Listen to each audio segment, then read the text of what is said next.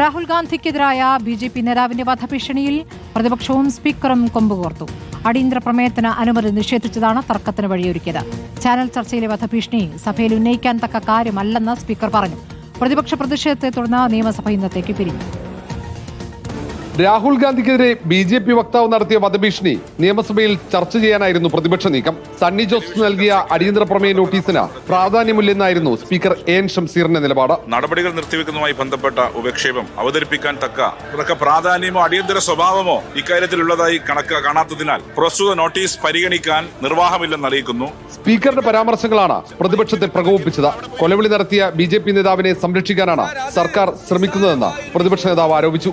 ഗൗരവമല്ലാത്തൊരു വിഷയമാണ് എന്ന് അങ്ങ് പരാമർശത്തിനെതിരായി അതിശക്തമായ പ്രതിഷേധം ഞാൻ ഈ സഭയിൽ രേഖപ്പെടുത്തുന്നു. അയാളെ സംരക്ഷിക്കാൻ ഈ ഗവൺമെന്റ് ശ്രമം നടത്തുന്നു. ഞങ്ങൾക്ക് അതിൽ ശക്തിയായ എതിർപ്പുണ്ട്.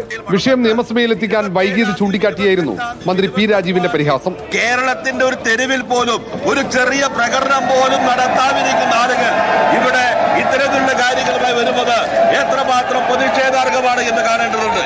സ്പീക്കർക്കെതിരെ നടുത്തളത്തിൽ ബാനർ ഉയർത്തിയായിരുന്നു പ്രതിപക്ഷ പ്രതിഷേധം കടുത്തതോടെ നടപടികൾ വേഗത്തിൽ പൂർത്തിയാക്കി നിയമസഭ ഇന്നത്തേക്ക് പിരിഞ്ഞു.